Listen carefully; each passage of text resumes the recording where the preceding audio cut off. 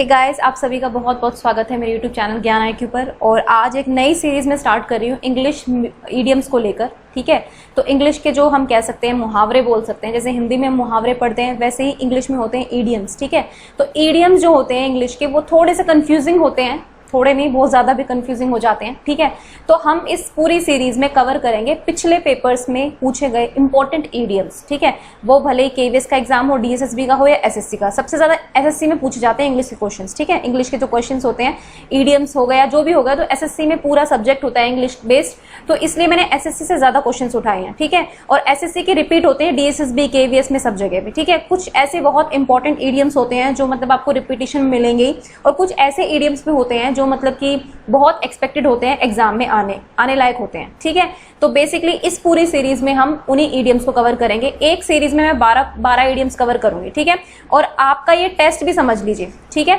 मैं आपको स्लाइड दिखाती जाऊंगी, आप कमेंट सेक्शन में लाइव चैट चल रही होगी। ठीक है, तो उसमें आप जो है जवाब देते जाइए अपना कि आप कितने ठीक कर पाए। और दूसरी चीज मैं आपको तरीके बताऊंगी और एक अच्छी तरह से ईडियम आपको याद हो जाएगा, मैं कह सकती हूँ। ठीक है, मैंने इमेजेस का यूज किया है यहाँ पर। ठीक है, पिक्चर्स का यूज किया है जिससे कि आपको वो चीजें याद रहें। देखिए क्या होता है ना, जब हम सिर्फ सुनते हैं या फिर जब हम देखते हैं, सारी चीजें जब एक साथ चलती है ना, जैसे कि समझ लीजिए आपने सुन भी लिया है, आपने इमेज भी देख ली, या फिर आपने बाद में कोई वीडियो भी देख ली। ठीक है, आपने किसी और की बात भी सुन ली, आपने पढ़ भी लिया, तो जब आपकी सारी सेंसेस काम करती है ना, तब आपको चीज अच्छे से लर्न हो जाती है। ठीक है, तो इंग्लिश ईडियम्स को लर्न करने का तरीका यही है कि आप उसको किसी ना किसी चीज से कनेक्ट कीजिए, चाहे आप पिक्चर से कनेक्ट कीजिए, अपनी रियल लाइफ से कनेक्ट कीजिए, या उसका मीनिंग निकालने की कोशिश कीजिए। ठीक है, तो कुछ ऐसी ही स्ट्रेटेजी मैं इस पूरी वीडियो में आपको बताऊंगी। ठीक है, और आपको ईडियम्स बहुत अच्छे से लर्न हो जाएंगे अगर आप इस सीरीज को फॉलो करते हैं तो। ठीक है, तो ईडियम्स के क्वेश्चंस आपके आते ही आते हैं, हर एग्जाम में आते हैं, जिसमें भी इंग्लिश आती है ना, इंग्लिश सब्जेक्ट जिसमें आता है उसमें हर किसी में ईडियम जरूर आते हैं। तो गाइस बहुत इंपॉर्टेंट सेक्शन है, तो आई होप कि आपको पसंद आएगा, और पसंद आए तो कमेंट में जरूर लिख देना कि हाँ ये पसंद आ रहा है आपको। ठीक है, और लाइव चैट चल रही होगी, है ना, अभी तो प्रीमियर चल रहा है, ये लाइव नहीं है। ठीक है, लेकिन लाइव चैट होती है प्रीमियर में। ठीक है, मतलब आप चैट में कुछ लिख सकते हैं, मैं आपको रिप्लाई कर दूंगी वहां पर। ठीक है, तो चलिए हम बिना देरी के स्टार्ट करेंगे अपने आज के इडियम्स। ओके, और अगर गाइज अगर आपको वीडियो अच्छी लगे तो लाइक और शेयर कर देना, और अगर आपको चैनल सब्सक्राइब करना है, यूजफुल लगे तो सब्सक्राइब भी कर सकते हैं। ठीक है, कोई जबरदस्ती नहीं है, अगर आप नए आए हैं चैनल पर, आपको लग रहा है कि हाँ कुछ यूजफुल चीजें हैं, तो आप सब्सक्राइब भी कर सकते हैं। ओके, तो चलिए स्टार्ट करते हैं।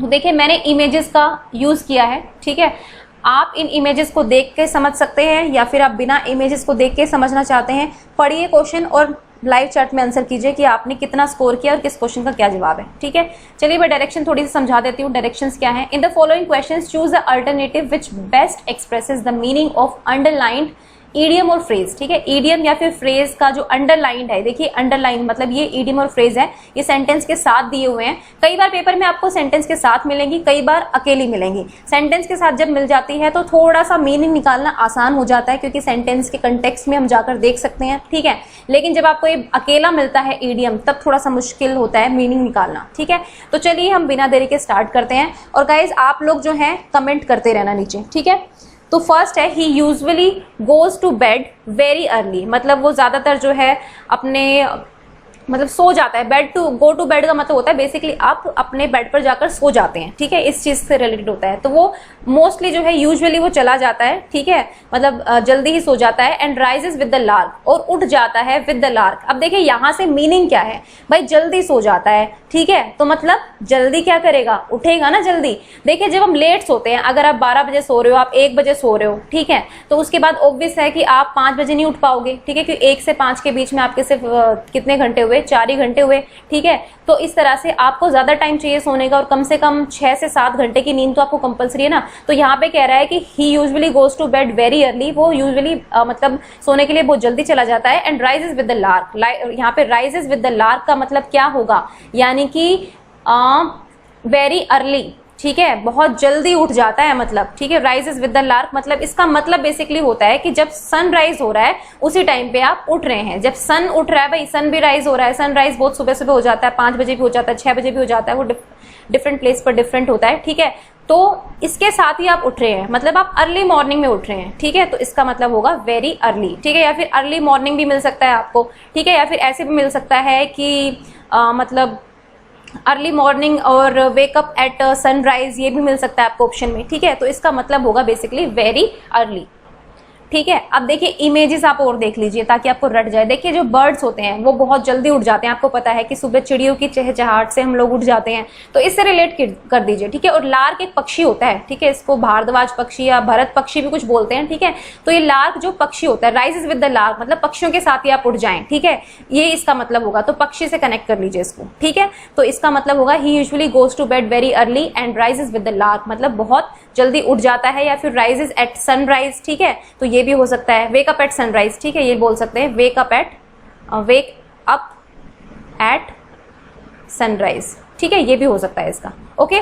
तो ये इस इडियम का मतलब था और पिक्चर से आप कनेक्ट कर सकते हैं। आप सारी चीजें आपस में कनेक्ट करेंगे तो आपको समझ में आ जाएगा। और लार्क का मतलब याद रखिए एक पक्षी होता है, तो राइजेस विद द लार्क मतलब पक्षियों के साथ ही उठ जाना, दैट मीन्स कि बहुत जल्दी उठ जाना, वेरी अर्ली, ओके। नेक्स्ट है their attempt to get back the stolen necklace prove to be a wild goose chase, मतलब उनका जो अटेम्प्ट था, उनका जो प्रयास था to get back the stolen necklace, मतलब जो चुराया हुआ नेकलेस है उसके पीछे मतलब उसको वापस पाने का जो अटेम्प्ट था उनका, वो एक वाइल्ड गूस चेज साबित हुआ। देखिए वाइल्ड गूस चेज का मतलब क्या होता है, ऐसी चेज, ऐसा पीछा करना, ऐसी चीज का पीछा करना है, ऐसे किसी व्यक्ति का पीछा करना जो बहुत ही इम्पॉसिबल है, ठीक है, जब आपकी रीच से बहुत दूर है।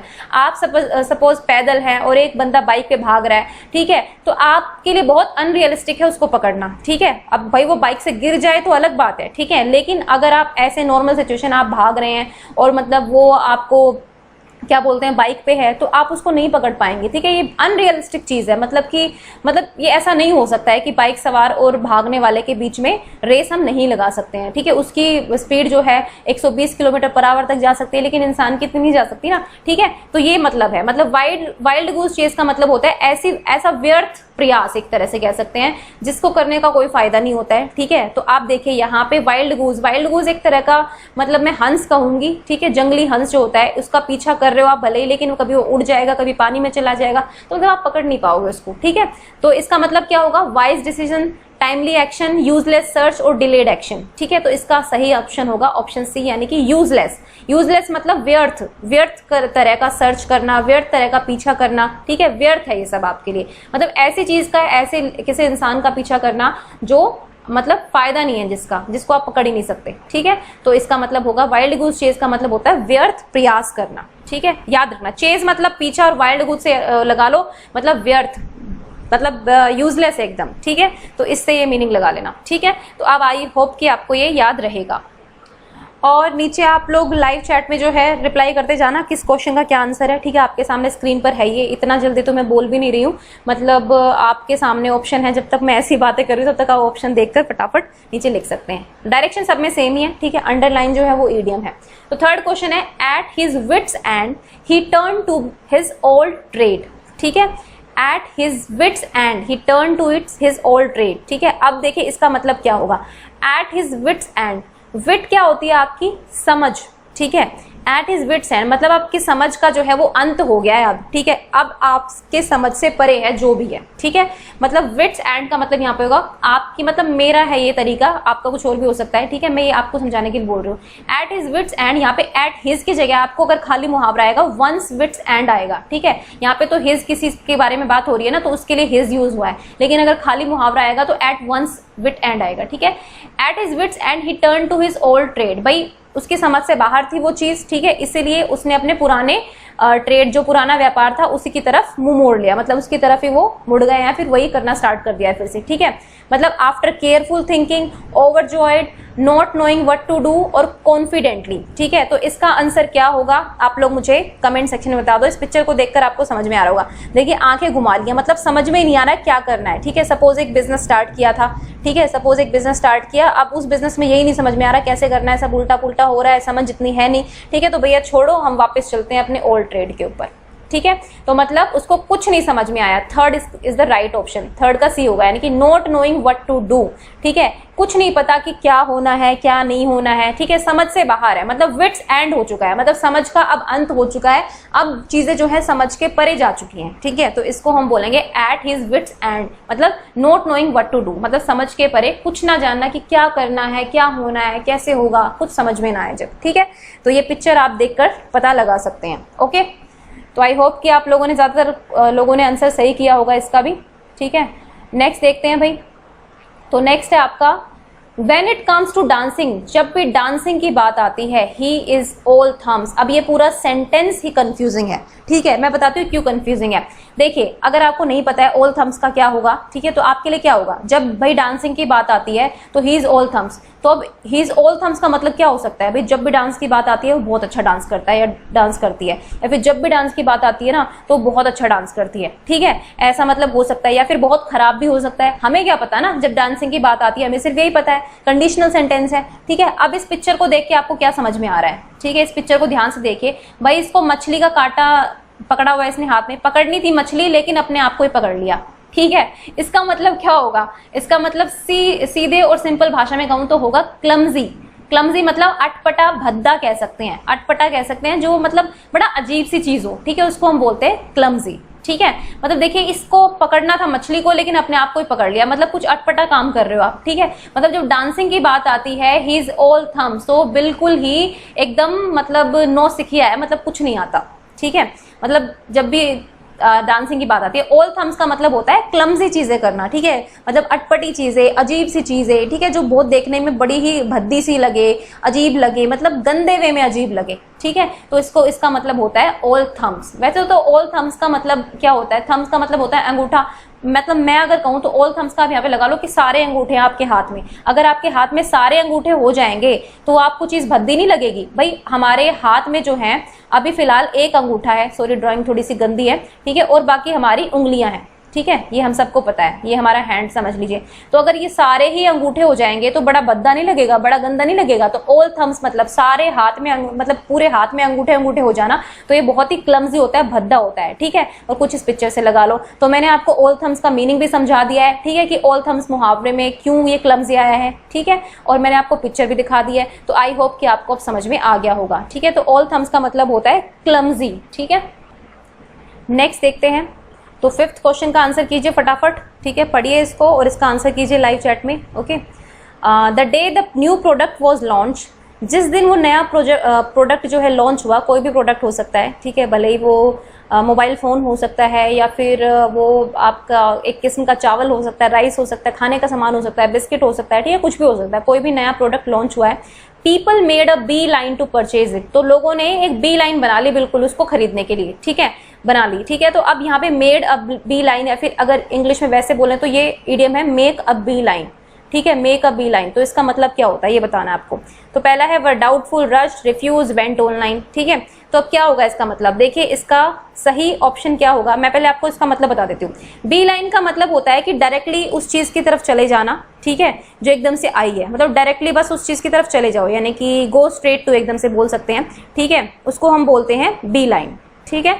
तो देखिए मधुमक्खियां जो है बिल्कुल अपने टारगेट पर रहती हैं, ठीक है, जैसे उनको पता है कि हमें यहाँ से कुछ निकालना है, ठीक है, या फिर हमें कोई काम करना है, तो इस तरह की बी लाइन बना लेती हैं, मतलब फटाफट से लग जाती है अपने काम में, ठीक है, कि और टारगेट वही रहता है, एक सीधे गो स्ट्रेट टू, मतलब सीधा उसी काम की तरफ जाना जो आपको दिया गया है या जो आपके लिए है, ठीक है। तो भाई नया प्रोडक्ट लॉन्च हुआ और फटाफट लोग भाग गए उसको खरीदने के लिए, ठीक है, तो इसका मतलब क्या होगा, फिफ्थ का आंसर होगा रश्ड, मतलब एकदम से उसी डायरेक्शन में आपको चले जाना है, ठीक है। रश्ड मतलब जल्दी से जल्दी आपको वो काम करना है, भाई नया प्रोडक्ट लॉन्च हुआ है, क्या पता खत्म हो जाए जल्दी से, ठीक है, तो इसलिए आप फटाफट जाइए और उसको मतलब लेकर आइए। अब देखिए इसमें रश्ड दिया हुआ है, रश्ड का मतलब होता है जल्दी से या हरी, एकदम से, मतलब जल्दी से आपको लेके आना है। रश्ड के ये तो खैर मैंने पेपर से क्वेश्चन उठाया इसलिए यहाँ पर ऑप्शन जो है यही सही जा रहा है इसके, लेकिन आपको ऑप्शन में और भी मिल सकता है, जैसे मिल सकता है मूव डायरेक्टली टुवर्ड समथिंग, जैसे कि हो सकता है ना मूव डायरेक्टली टुवर्ड्स समथिंग, ठीक है, राइटिंग अब ऐसी ही आएगी, क्या करूँ, थोड़ा सा प्रॉब्लम है इसमें, ठीक है। मूव डायरेक्टली टुवर्ड समथिंग, मतलब किसी चीज की तरफ आपको जाना है, या फिर गो स्ट्रेट टू भी मिल सकता है, सीधा उस चीज की तरफ भाग लेना है, चले जाना, ठीक है। तो ये भी आपको ऑप्शन में मिल सकता है, ठीक है। तो आप ये पिक्चर देख के समझ लीजिए भाई, बी लाइन जो है, जिस तरह से बीज लाइन बनाती हैं, बिल्कुल स्ट्रेट बनाती हैं और चलती जाती हैं, अपना काम फटाफट से कंप्लीट करती हैं, तो इसी तरह से इसका मतलब है मेक अप बी लाइन का मतलब रश्ड, या फिर मूव डायरेक्टली टुवर्ड समथिंग, या फिर गो स्ट्रेट टू। ओके, तो ये इसके ऑप्शंस हो जाएंगे। और थोड़ा सा कंफ्यूजिंग तो नहीं कहूंगी, मतलब ये कहूंगी कि अगर आपने पढ़ा हुआ है पहले तो बहुत आसान होगा आपके लिए, और नहीं पढ़ा है तो फिर थोड़ा सा लर्न करना पड़ेगा, ठीक है। थोड़ा पिक्चर से कनेक्ट कीजिए, थोड़ा सा जो मैं बोल रही हूँ एग्जांपल दे रही हूँ उनसे कनेक्ट कीजिए, ठीक है। नेक्स्ट है I hope you will back me at the meeting. अब पिक्चर से आपको बिल्कुल साफ समझ में आ गया होगा बैक मी का मतलब क्या होता है, ठीक है। तो फॉलो, क्रिटिसाइज, सपोर्ट और स्पीक आफ्टर आई डू, ठीक है। तो देखिए यहाँ पर क्या कर रहा है, ये एक इंसान दूसरे को सपोर्ट दे रहा है ना, उसको यहाँ से यहाँ तक आना है तो वो इसको सपोर्ट दे रहा है, ठीक है। तो सपोर्ट करना, बैक मी मतलब सपोर्ट करना, ठीक है। तो ये आपका आ गया सी। जो आपकी बैक होती है, आपकी कमर जो होती है, वो एक तरह से आपको सपोर्ट करती है बैठने में, लेटने में, है ना। तो इसी तरह से बैक मी का मतलब होता है सपोर्ट करना किसी को, ठीक है। I hope you will back me at the meeting, मुझे उम्मीद है कि आप मुझे मीटिंग में जो है सपोर्ट करेंगे या करेंगी, ठीक है। तो इसका बहुत ही आसान सा मीनिंग था सपोर्ट करना। ओके, आई होप कि सबने बहुत अच्छे से इसका आंसर दिया होगा, ठीक है। आप ऐसे जुड़े रहिए, ठीक है। और अभी लाइव का ऑप्शन ओपन हुआ नहीं है, वो 1000 सब्सक्राइबर्स के बाद होता है, अभी तो 800 कुछ समथिंग सब्सक्राइबर्स हैं, 830 कुछ समथिंग है, ठीक है। तो वो बाद में हो जाएगा, खैर जो भी कोई दिक्कत नहीं है, अभी प्रीमियर चल रहा है तो इसको एंजॉय करो। ओके, जब लाइव ओपन होगा, लाइव बटन ओपन हो जाएगा 1000 के बाद, तो मैं आपकी लाइव क्लासेस भी ले लूंगी, ठीक है। मतलब कहने का मतलब बस यही है। ओके, चलिए नेक्स्ट देखते हैं। I and my friend, sorry, चलिए तो इसका आंसर कीजिए फटाफट 7th क्वेश्चन का। I and my friend always go Dutch when we eat together, ठीक है। पिक्चर से बहुत क्लियर इंडिकेशन मैंने दी है, आई होप कि आप सही बता पाएंगे। खैर ये मेरी तरफ से हिंट था, अब आप देख लीजिए। जब मैं और मेरा दोस्त हमेशा go Dutch when we eat out, ठीक है। गो डच का मतलब होता क्या है, देखिए ये अगर अलग से आ गया ना आपके लिए तो बिल्कुल ही मुश्किल होगा पहचानना, ठीक है। तो इसको रट्टा मार लेना, ठीक है। देखिए हमारे पास क्या होता है, हमारे पास जब कोई चीज हम समझ सकते हैं तो उसको समझते हैं, और जब नहीं समझ सकते तो हमें फैक्ट्स जो हैं, फैक्ट्स या फिर उस चीज का मीनिंग रट्टा मारना पड़ता है। ये भाई कॉम्पिटिटिव एग्जाम्स का मूल मंत्र है, जो चीज समझ में आए उसको समझो, और जो नहीं समझ में आ रही है फटाफट से रट्टे मारो, ठीक है। तो ईडियम्स कुछ ऐसी चीज है, कुछ समझ में आएंगे आपको, कुछ नहीं समझ में आएंगे, क्योंकि इंग्लिश में कुछ और ही होता है और हिंदी में उसका मीनिंग कहीं और जाकर निकलता है, ठीक है। तो आप जो ना समझ में आए उसको रट्टे मारो बस, ठीक है। अब गो डच का मतलब क्या होता है, मैंने पिक्चर के थ्रू आपको दिखाया है, ठीक है।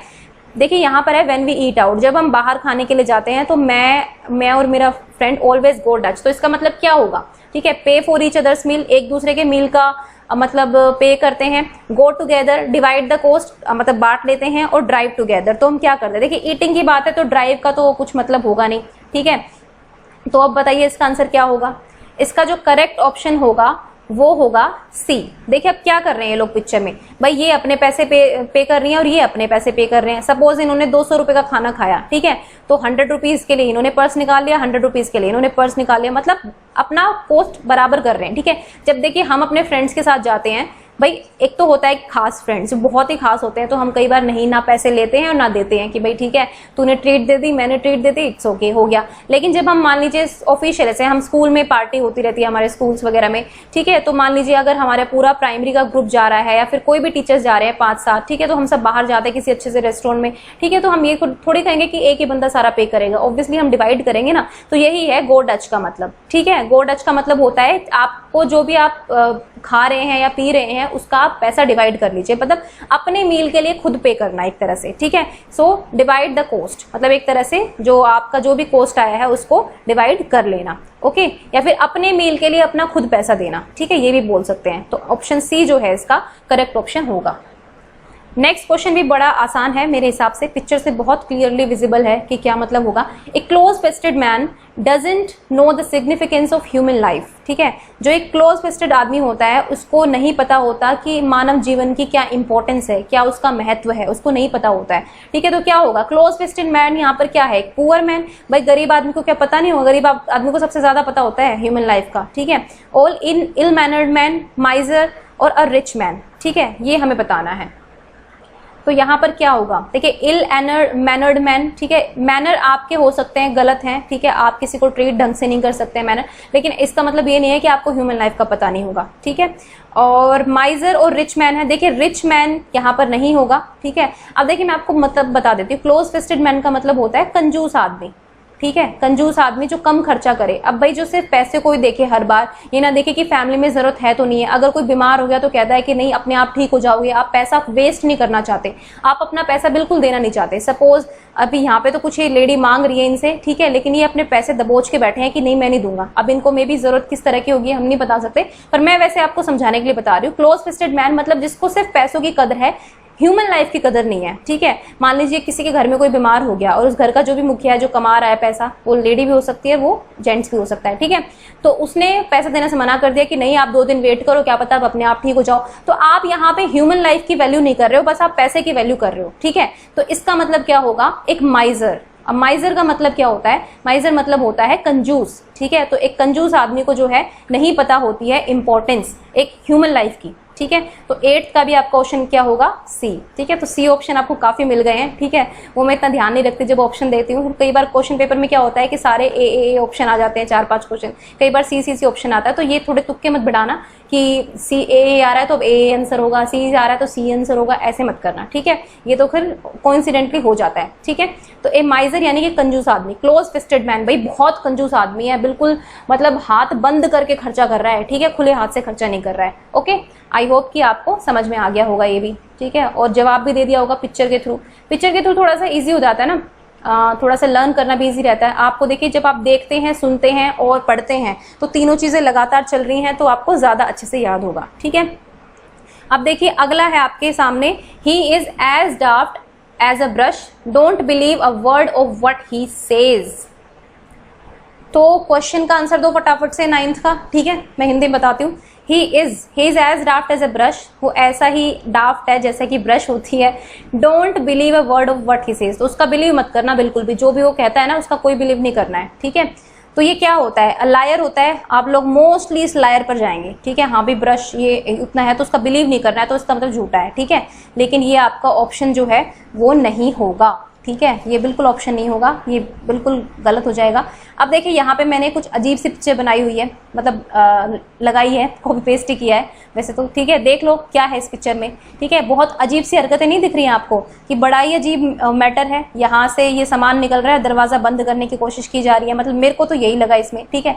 ये यहाँ से जुराब बाहर निकल रही है, इतना सारा सामान ऐसे ही पड़ा हुआ है, कबाड़ सा है, और ये अपना दरवाजा बंद करने में लगे हुए हैं, रोकने में लगे हुए हैं, मतलब पीछे से बोझ आएगा भी, आप कैसे कंट्रोल करोगे, ठीक है। तो देखिए क्या मतलब होता है, डाफ्ट का मतलब होता है मैड, एक तरह से कह सकते हैं पागल, सिली, ठीक है, बहुत ही मूर्ख टाइप की हरकतें करना, ठीक है। As daft as a brush, तो पहले क्या होता था ना कि ब्रश जो होती हैं, झाड़ू बोल सकते हैं या फिर नॉर्मल जिनसे सफाई चीज होती थी, उन चीजों को सबसे यूजलेस समझा जाता था कि वो मतलब उनको आप जैसे चाहे यूज कर सकते हो, ठीक है। तो झाड़ू आपने यहाँ से लगा दी, वहां से लगा दी, कहीं से भी लगा दी, ठीक है, तो आप यूज कर सकते हो, कंट्रोल कर सकते हो उन चीजों को। तो मतलब बेसिकली ये मुहावरा एक ऐसी चीज के बारे में बताया कि इतना ही सिली है जैसे कि एक झाड़ू होती है। मतलब मेरे को भी थोड़ा तुक समझ में नहीं आया इसकी ओरिजिन का जब मैंने पढ़ा, ठीक है, लेकिन फिर भी आपको इससे मतलब नहीं रखना है, बस आपको डाफ्ट का मीनिंग याद रखना है। डाफ्ट का मीनिंग होता है मैड, ठीक है। He's as daft as a brush, don't believe a word of what he say, वो क्या कहता है, ठीक है। तो इसका आंसर होगा सही बी ऑप्शन, रियली सिली, मतलब बिल्कुल ही पागल, एकदम मैड, ठीक है, पागलों वाली हरकतें करना।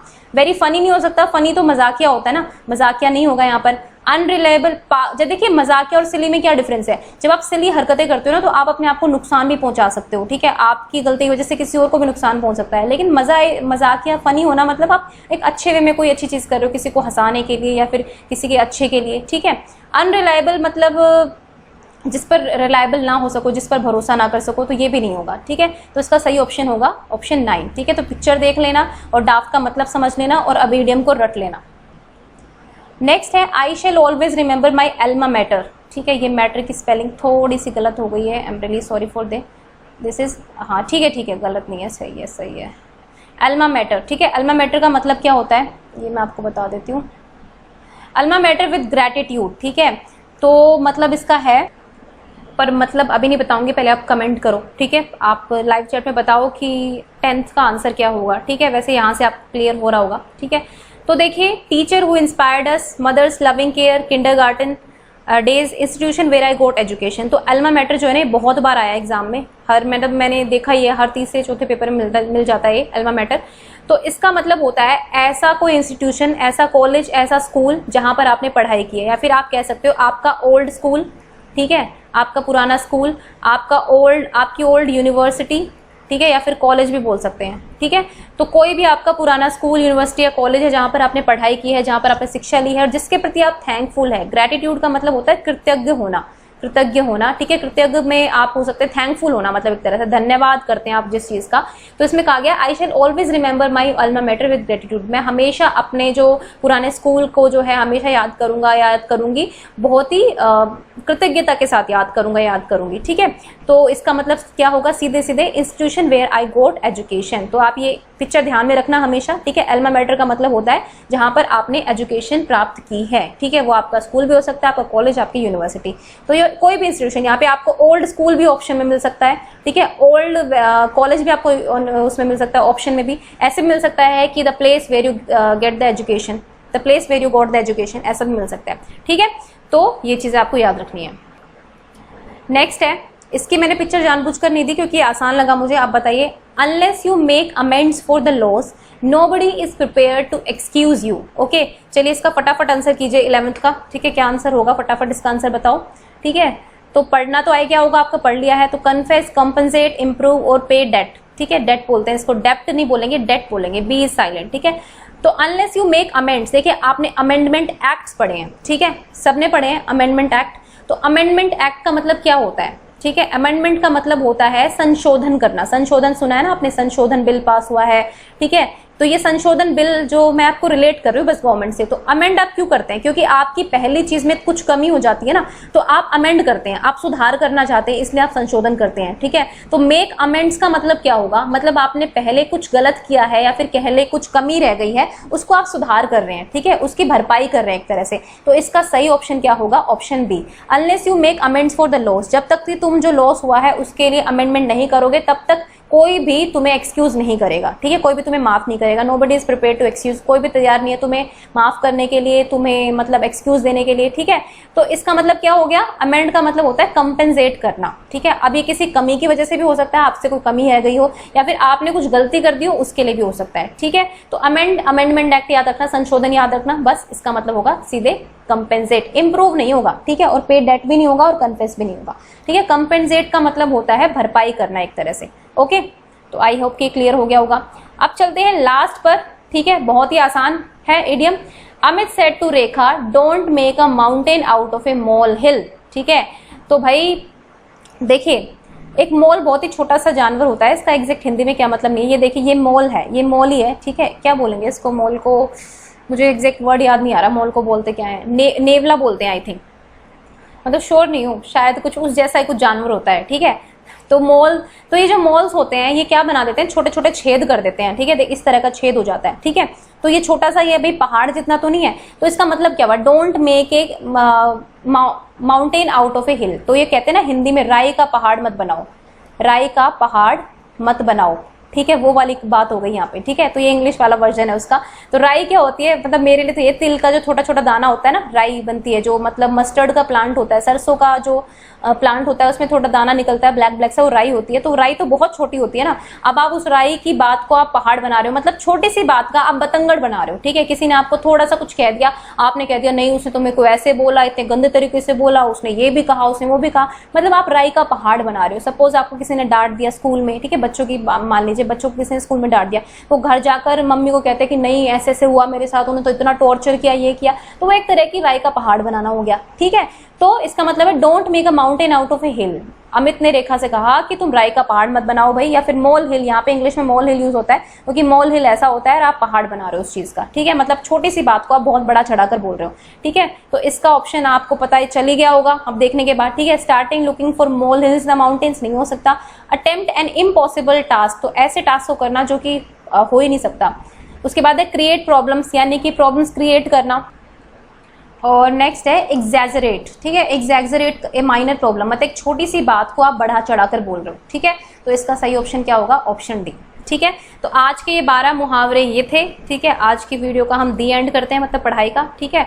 और अगर आपको अच्छी लगी हो तो प्लीज कमेंट में जरूर बताइए। ये सीरीज भी कंटिन्यू रहेगी, लेकिन भाई ये एक्सपेक्ट मत किया करो कि मैं आज ही आपको सब कुछ दे दूं या आज ही सब कुछ चीजें कर दूं, ठीक है। अब देखो ये पिक्चर्स डालने में, ठीक है, ढूंढने में, फिर उसके बाद क्वेश्चन सर्च करने में, भाई एसएससी में कौन से आए, डीएसएससी में कौन से आए, सबको एक साथ लिखने में, आप खुद सोचो यार, खुद सोचो आप एक बार कि कितना टाइम लगता है, ठीक है। तो मतलब एकदम से मत बोलो ना, अभी तो वैकेंसी भी नहीं आई है, अभी आप नोट्स मेकिंग करो ना फटाफट से, जितना आ रहा है 10-15 मिनट 20 मिनट जितनी वीडियो है उसको सुनो ध्यान से, उसको समझो और उस अपनी भाषा में उसको लिख दो, ठीक है। नोट मेकिंग पर भी एक वीडियो जल्दी मिलेगी आपको, ठीक है। तो मतलब ऐसी चीजें करो, ठीक है। और ये जितनी भी पिक्चर्स मैंने आपको दिखाई हैं ये इंपॉर्टेंट है, इन पिक्चर्स को ध्यान से देखो, जो मैंने अर्थ बताए हैं वो भी ध्यान से सुनो, आपको फिर ये मुहावरा जो है आप भूलोगे नहीं, ये इडियम आप कभी नहीं भूलोगे, ठीक है। तो गाइज बस ये आज की वीडियो थी। आई होप कि आप लोगों ने काफी अच्छे जवाब दिए होंगे, ठीक है। और मुझे बता देना कितने क्वेश्चन आपने सही किए हैं, okay. And thank you for watching ज्ञान IQ।